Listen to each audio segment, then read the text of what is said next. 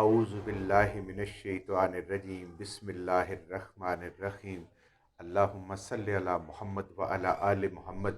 اللہ جل شانہ کا بے حساب کرم احسان اس ذات کا کہ جس نے ایک دفعہ پھر قرآن مجید سمجھنے کے لیے یہاں پہ ہمیں اکٹھا کر دیا۔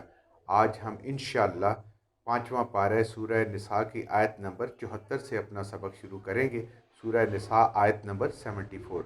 اعوذ باللہ من الشیطان الرجیم بسم اللہ الرحمن الرحیم فَلْيُقَاتِلْ فِي سَبِيلِ اللَّهِ الَّذِينَ يَشْرُونَ الْحَيَاةَ الدُّنْيَا بِالْآخِرَةِ وَمَنْ يُقَاتِلْ فِي سَبِيلِ اللَّهِ فَيُقْتَلْ أَوْ يَغْلِبْ فَسَوْفَ نُؤْتِيهِ أَجْرًا عَظِيمًا۔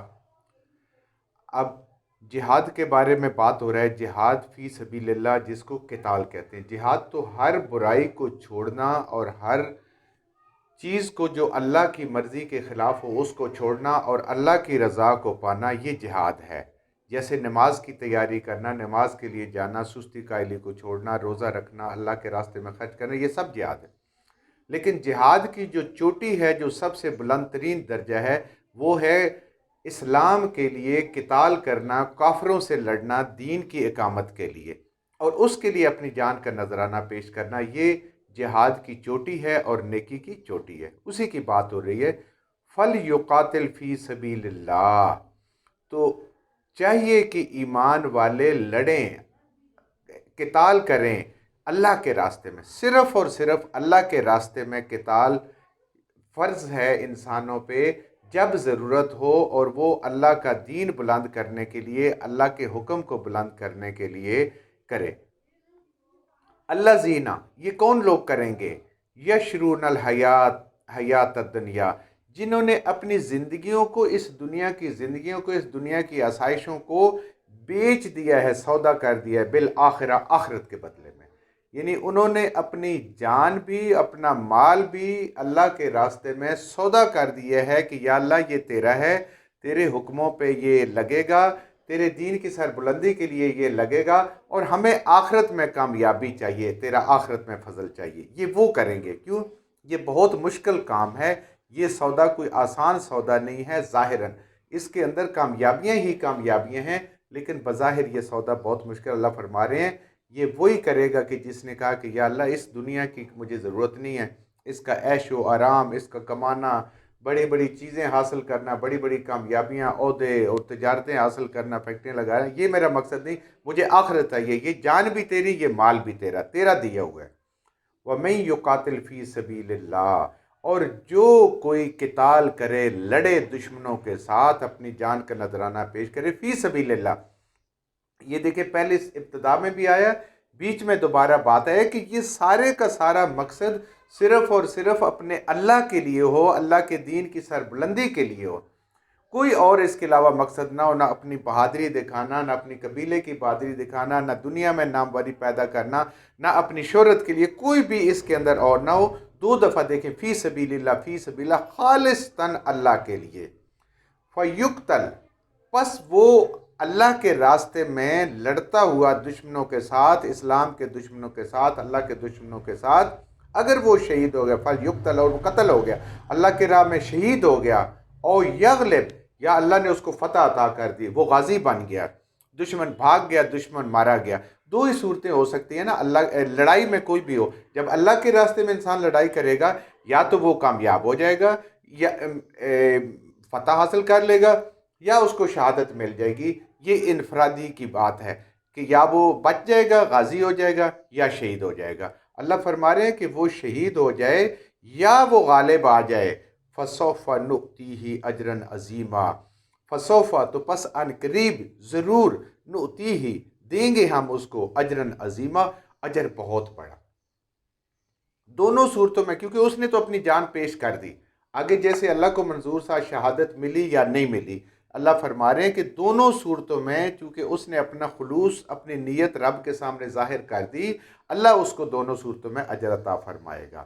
اسی لیے صحابہ کرام کا ایمان اتنا مضبوط تھا کہ وہ جاتے ہوئے نہیں ڈرتے تھے۔ خاص طور پہ جب ہم پڑھتے ہیں نا غزوہ موتا میں، کہ ایک طرف 2 لاکھ لشکر تھا کیسے روم کا اور شرحبیل کا، اور دوسری طرف صرف 300 مسلمان تھے۔ جب انہوں نے دیکھا کہ اتنی بڑی فوج آ گئی تو آپس میں مشورہ کیا انہوں نے کہ نبی کریم صلی اللہ علیہ وآلہ وسلم کو بتائیں اور مدد مانگیں۔ آخر مشورے میں یہ طے پایا کہ ہمارا مقصود تو نہ کثرت ہے، ہمارا مقصود نہ قوت ہے، ہمارا مقصود ہے اپنے اللہ کے راستے میں دین کے لیے جہاد کرنا۔ اگر ہم شہید ہو گئے تب بھی ہم کامیاب ہیں، اور اگر ہم زندہ واپس چلے گئے تب بھی ہم کامیاب ہیں۔ یہ وہ قرآن کو جانتے تھے، وہ قرآن کو سمجھتے تھے۔ آج ہم قرآن سے دور ہیں، ہم قرآن کی سمجھ سے دور ہیں، اس لیے ہمیں جان اور مال اور یہ اپنے ساری چیزیں دنیا کی بڑی عزیز لگتی ہیں۔ اور وہ 3,000 کا لشکر 2 لاکھ لوگوں کے ساتھ وہ لڑ گیا، اور دیکھیں اس میں سب سے پہلے حضرت زید بن حارث شہید ہوئے، اس کے بعد حضرت جعفر بن ابی طالب رضی اللہ تعالیٰ عنہ شہید ہوئے، اس کے بعد پھر عبداللہ بن رواحہ شہید ہوئے، اور اس کے بعد پھر پرچم حضرت خالد بن ولید رضی اللہ تعالیٰ عنہ کے پاس آیا، جن کی اسلام میں داخل ہونے کے بعد یہ پہلی جنگ تھی، یہ پہلا غزوہ تھا، اور اللہ تعالیٰ نے ان 3,000 مسلمانوں کو فتح عطا فرمائی، اور رومی چھوڑ کے اپنا سامان بھی بھاگ گئے۔ یہ وہ چیز ہے کہ دونوں صورتوں میں غالب ہیں، اور مسلمان دیکھیں اس غزوہ میں صرف 12 شہید ہوئے 2 لاکھ کے مقابلے میں، اتنا جذبہ تھا۔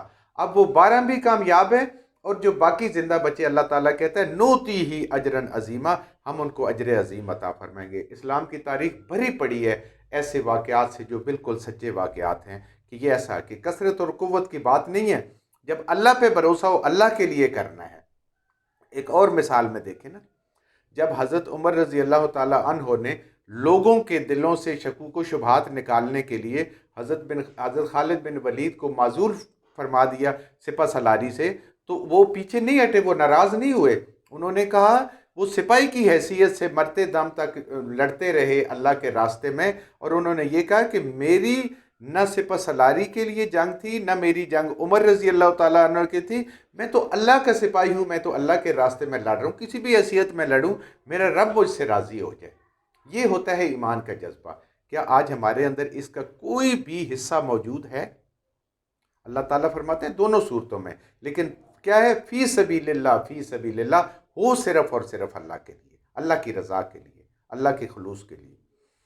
وَمَا لَكُمْ، اور کیا ہوا ہے تم کو، اے مسلمانوں کیا ہوا ہے تم کو، لا یقاتلون فی سبیل اللہ، کہ تم اللہ کے راستے میں اپنی جانوں کو پیش نہ کرو، تم لڑو نہیں، تم قتال نہ کرو اللہ کے راستے میں، والمستضعفین، ان لوگوں کے لیے جو کمزور ہیں، جو ضعیف ہیں۔ کہیں بھی دنیا میں مسلمان اگر تنگی کی زندگی گزار رہے ہیں تو اے ایمان والو تمہیں کیا ہو گیا کہ تم ان کے لیے نہیں لڑو گے، قتال نہیں کرو گے ان کو بچانے کے لیے، بے بس لوگوں کے لیے، من الرجال، وہ مردوں میں سے بھی ہیں، والنساء، اور عورتوں میں سے، والولدان، اور لڑکے لڑکیوں میں سے یعنی بچوں میں سے۔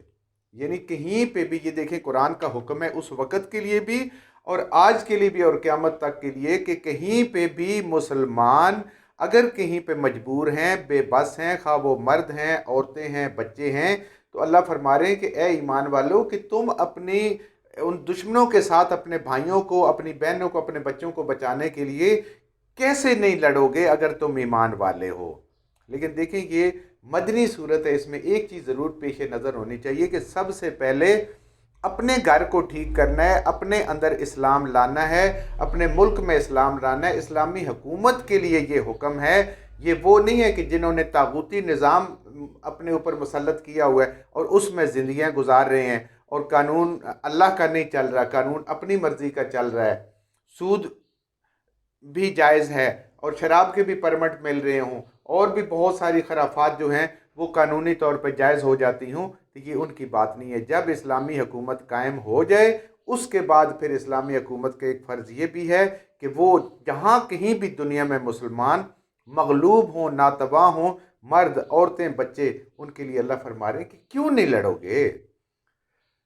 الذین یقولون، اور وہ لوگ جو کہتے ہیں ربنا، اے ہمارے رب، اخرجنا، نکال ہمیں، من ہذہ القریۃ، اس بستی سے۔ یعنی یہ کمزور اور ناتواں لوگ اپنے رب سے فریادیں کر رہے ہیں، کیا کہ یا اللہ ہمیں اس بستی سے نکال، ظالم اہلھا، جس کے رہنے والے بڑے ظالم ہیں، ان کے اندر कोई इंसाफ की रमक नहीं है, मुसलमानों पे जुल्म करते हैं, शिरक करते हैं और मुसलमानों को भी गुनाहों पे मजबूर करते हैं। या अल्लाह हमें इससे निकाल। वो अपने रब से फरियादें कर रहे हैं। और तुम अपने घरों में अगर चैन से बैठोगे तो फिर अल्लाह का ये जो हुक्म क्या है, वमा लकुम ला युकातिलून फी सबीलिल्लाह, ए ईमान वालों तुम्हें क्या हो गया है कि तुम अल्लाह की राह में जिहाद नहीं करोगे इन लोगों के लिए।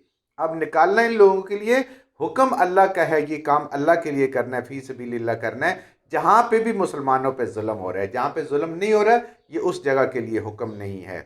ये दुआ करते हैं, वज अलना, बना हमारे लिए, वो ये दुआएं कर रहे हैं, अपने रब से फरियादें कर रहे हैं, मिल्लदुन का वलिया, अपने पास से हमारा कोई मददगार भेज, कोई हमारा दोस्त, कोई हमारा नजात दहिंदा, कोई हमारा हामी अल्लाह से भेज। अब देखिए यहाँ से हमें एक चीज़ बिल्कुल वाज़ेह पता चलती है, जो हम सूरह फातिहा में पढ़ते हैं, इय्याका नस्तईन, या अल्लाह हम सिर्फ़ और सिर्फ तुझसे मदद चाहते हैं। ये देखिए कमज़ोर लोग हैं, मर्द हैं, औरतें हैं, बच्चे हैं, लेकिन दुआ अपने रब से कर रहे हैं, किसी और को पुकार नहीं रहे, किसी और को नहीं बुला रहे।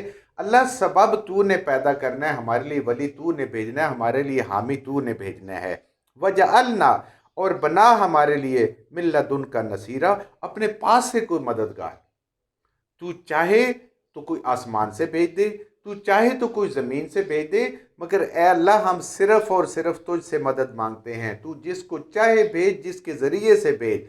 फिर अल्लाह की मर्ज़ी है कि वो अबाबील से किसी की मदद करता है, या फरिश्ते भेज के किसी की मदद करता है, या ईमान वालों के दिलों में ये डालता है और ईमान वाले अपने सर पर कफन बांध कर निकलते हैं ऐसी लोगों की मदद करने के लिए। लेकिन दुनिया में किसी को नहीं पुकारना सिवाय अल्लाह के मदद के लिए। इय्याका नस्तईन, ए अल्लाह हम फ़कत तेरी ही, तुझ ही से मदद मांगते हैं, फ़कत तुझ ही से मदद मांगे, सिर्फ़ और सिर्फ।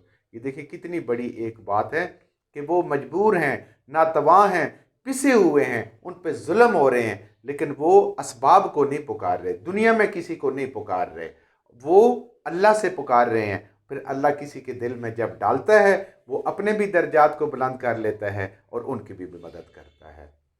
अल्लाह ताला हमें भी इसी तरह का जज्बा, इसी तरह का ईमान नसीब फरमाए। जो कुछ हमने सही सही पढ़ा, अल्लाह हमारे ज़हनों में, दिलों में बिठा दे। जहाँ जहाँ पढ़ते हुए बोलते हैं हमसे गलतियाँ होगी, अल्लाह में माफ़ फरमा दे, और उन गलत बातों को हमारे ज़हनों से, दिलों से अल्लाह की ज़ात निकाल दे।